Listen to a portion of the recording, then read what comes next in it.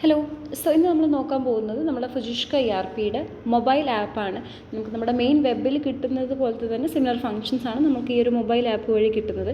അതിലുള്ള പോലെ ഡീറ്റെയിൽ ആയിട്ടുള്ള ഫങ്ഷൻസ് അല്ല. ബേസിക് ഫങ്ഷൻസ് ആയിരിക്കും. സെയിൽസ്, പർച്ചേസ്, അതുപോലെ തന്നെ റെസിപ്റ്റ്, പിന്നെ കസ്റ്റമർ ക്രിയേഷൻ, അങ്ങനെയുള്ള ബേസിക് ഫങ്ഷൻസ് ആയിരിക്കുള്ള. നമുക്ക് മീതെ തന്നെ നോക്കി കാണാം സിങ്ക് നൗ എന്ന് പറഞ്ഞിട്ടുള്ള ഒരു ഓപ്ഷൻ. അപ്പോൾ നമ്മളിതിൽ സെയിലും കാര്യങ്ങളും അല്ലെങ്കിൽ പർച്ചേസ് എന്തെങ്കിലും അടിച്ചിട്ടുണ്ടെങ്കിൽ ഈ ഒരു സിങ്ക് ക്ലിക്ക് ചെയ്യുന്ന സമയത്ത് നമുക്ക് ആ ഡാറ്റാസ് മൊത്തം നമ്മുടെ ക്ലൗഡിലേക്ക് അവൈലബിൾ ആയിരിക്കും. പിന്നെ നമുക്ക് താഴെ പോയിട്ടുണ്ടെങ്കിൽ നമുക്ക് കാണാം ഇവിടെ റിപ്പോർട്ട്സ് എന്ന് പറഞ്ഞിട്ടുള്ളൊരു സെക്ഷൻ ഉണ്ട്. വെബിലുള്ളതുപോലെ ഡീറ്റെയിൽ ആയിട്ടുള്ള അക്കൗണ്ട്സ് അങ്ങനെ എല്ലാ റിപ്പോർട്ട്സ് അല്ല, നമുക്ക് ബേസിക് റിപ്പോർട്ട്സ് ആണ്. സ്റ്റോക്ക് അതുപോലെ തന്നെ നമ്മുടെ സെയിൽസിൻ്റെ സമ്മറി റിപ്പോർട്ടും കാര്യങ്ങളും ആയിരിക്കും നമുക്കിതിൽ അവൈലബിൾ ആയിട്ടുള്ളത്. പിന്നെ നമുക്ക് താഴെ തന്നെ PDT എന്ന് പറഞ്ഞിട്ടുള്ള ഒരു ഓപ്ഷൻ കാണാം. ഈ ഒരു PDT എന്ന് പറഞ്ഞാൽ ബേസിക്കലി നമുക്കൊരു സ്റ്റോക്ക് വെരിഫൈ ചെയ്യാനുള്ള ഓപ്ഷനാണ്. PDTയിൽ നമ്മൾ പോയിട്ടുണ്ടെങ്കിൽ നമ്മളിപ്പോൾ ഷോപ്പിൽ അല്ലെങ്കിൽ ഒരു ഗോഡൗണിലാണെങ്കിൽ ഇവിടെ ക്രിയേറ്റിൽ പോവാം. അതിന് ശേഷം നമ്മൾ ഇവിടുന്ന് ഐറ്റംസ് സെർച്ച് ചെയ്യാം. എന്നിട്ട് നമുക്ക് ഫിസിക്കൽ സ്റ്റോക്ക് എത്രയാണുള്ളത് അത് ഇവിടുന്ന് നമുക്ക് ഐറ്റംസും കാര്യങ്ങളും ആഡ് ചെയ്യുക, സേവ് ചെയ്യുക. അതിനുശേഷം നമുക്ക് കൺവേർട്ട് ടു എക്സൽ എന്ന് പറഞ്ഞിട്ടുള്ളൊരു ഓപ്ഷൻ ഉണ്ട്. അതിനുശേഷം നമ്മൾ വെബിൽ ലോഗിൻ ചെയ്തതിന് ശേഷം അതിൽ നിന്ന് നമുക്ക് ഈ ഒരു എക്സൽ അപ്ലോഡ് ചെയ്തിട്ട് സ്റ്റോക്ക് വെരിഫൈ ചെയ്യാനുള്ള ഓപ്ഷനാണ് ഈ ഒരു PDT ഉള്ളത്.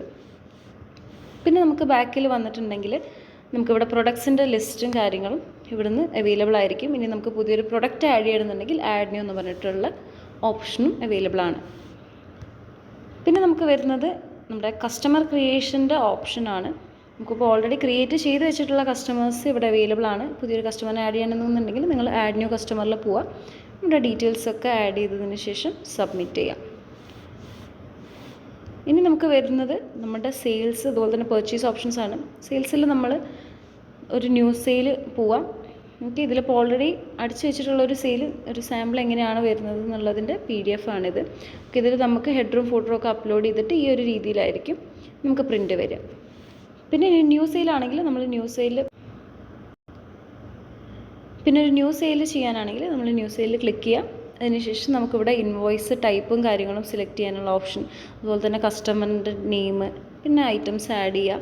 നമുക്ക് എങ്ങനെയാണോ നമ്മൾ ഒരു നോർമൽ സെയിൽസ് ചെയ്യുന്നത് ആ ഒരു രീതിയിൽ തന്നെയാണ് ഇതിൽ അവൈലബിൾ ആയിട്ടുള്ളത്.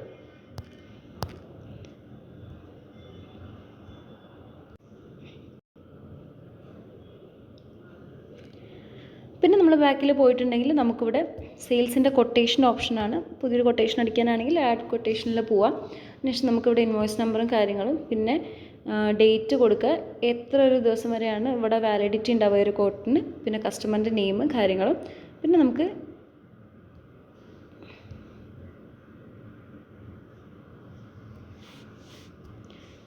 ഇവിടുന്ന് നമ്മൾ കസ്റ്റമറിൻ്റെ നെയിം സെലക്ട് ചെയ്തു. അതിനുശേഷം നമ്മൾ ടൈപ്പ് എന്താണോ, ടാക്സ് ടൈപ്പ് എന്താണോ അതൊന്ന് സെലക്ട് ചെയ്യുക. അതിനുശേഷം നമ്മൾ ഐറ്റംസ്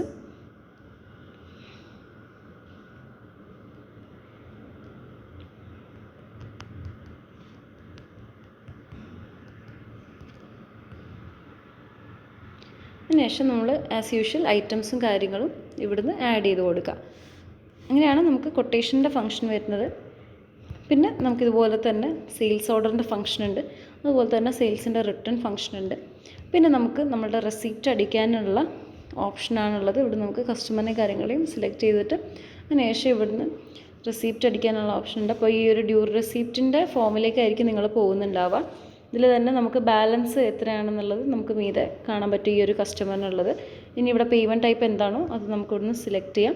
അതിനുശേഷം ഏതൊരു ഇൻവോയ്സിന് അഗെയിൻസ്റ്റ് ആണോ ചെയ്യേണ്ടത് അത് ഇവിടുന്ന് നമ്മളൊന്ന് ആഡ് ചെയ്യാനുള്ള ഓപ്ഷൻ ഉണ്ട്.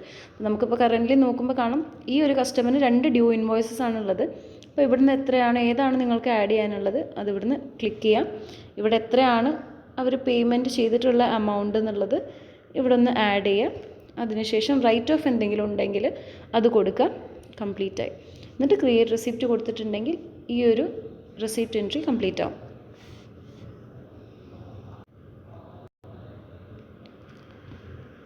പിന്നെ നമുക്ക് വരുന്നത് ഗുഡ്സ് റെസിപ്റ്റിൻ്റെ ഓപ്ഷനാണ്. അതുപോലെ തന്നെ അപ്ഡേറ്റ് റേറ്റ് എന്ന് പറഞ്ഞിട്ടുള്ള ഓപ്ഷൻ ഉണ്ട്. അപ്പോൾ നിങ്ങൾക്ക് ഏതെങ്കിലും ഒരു പ്രൊഡക്റ്റിൻ്റെ റേറ്റും കാര്യങ്ങളും അപ്ഡേറ്റ് ചെയ്യണമെന്നുണ്ടെങ്കിൽ ഇവിടുന്ന് നമുക്ക് ഐറ്റം ഒന്ന് സെർച്ച് ചെയ്തെടുക്കുക. ഒന്നില്ലെങ്കിൽ നമുക്ക് ബാർകോഡ് വെച്ചിട്ട് സെർച്ച് ചെയ്യുക, അല്ലെങ്കിൽ സ്കാൻ ചെയ്യാം, അല്ലെങ്കിൽ മാനുവലായിട്ട് പ്രൊഡക്റ്റ് കൊടുക്കുക. അതിനുശേഷം ഇവിടുന്ന് എത്രയാണോ നിങ്ങൾക്ക് റേറ്റ് അപ്ഡേറ്റ് ചെയ്യേണ്ടത് അതൊന്ന് അപ്ഡേറ്റ് ചെയ്തിട്ട് സബ്മിറ്റ് ചെയ്യാം. പിന്നെ നമുക്ക് വരുന്നത് നമ്മളുടെ പർച്ചേസിൻ്റെ ഓപ്ഷനാണ്. പർച്ചേസിൽ പോയിട്ടുണ്ടെങ്കിൽ നമുക്ക് ന്യൂ പർച്ചേസിൽ പോവാം.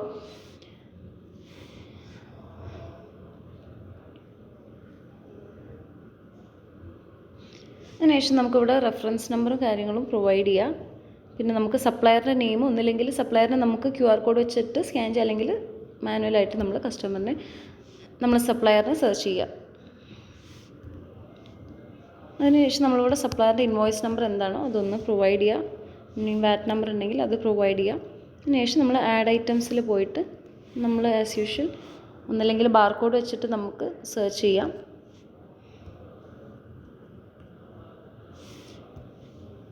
ഞാനിപ്പോൾ ഒരു പ്രൊഡക്റ്റ് ആഡ് ചെയ്തിട്ടുണ്ട്.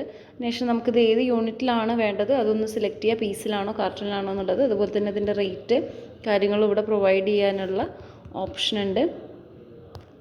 അതിനുശേഷം ഇനി എക്സ്പയറി എന്തെങ്കിലും കൊടുക്കാനുണ്ടെങ്കിൽ ഇവിടെ എക്സ്പയറി എന്നുള്ളത് ടിക്ക് ഇട്ടിട്ടുണ്ടെങ്കിൽ നിങ്ങൾക്ക് ബാച്ച് ഉണ്ടെങ്കിൽ ബാച്ച് കോഡ് കൊടുക്കാനുള്ള ഓപ്ഷൻ ഉണ്ടാകും. അതുപോലെ തന്നെ മാനുഫാക്ചറിങ് ഡേറ്റ്, എക്സ്പയറി ഡേറ്റ് ഒക്കെ കൊടുക്കാനുള്ള ഓപ്ഷൻ ഉണ്ട്. അതിനുശേഷം ഈ ഒരു ഐറ്റം ഒന്ന് ആഡ് ചെയ്യാം. സേവ് ആൻഡ് പ്രിൻറ്റ് കൊടുത്തിട്ടുണ്ടെങ്കിൽ ഈ ഒരു പർച്ചേസ് നമുക്ക് കംപ്ലീറ്റ് ആവും. സോ ഇത്രയാണ് നമ്മൾക്ക് നമ്മുടെ ഫുജിഷ്ക ERPയുടെ മൊബൈൽ ആപ്പിൻ്റെ കേസിൽ വരുമ്പോൾ പറയാനുള്ളത്.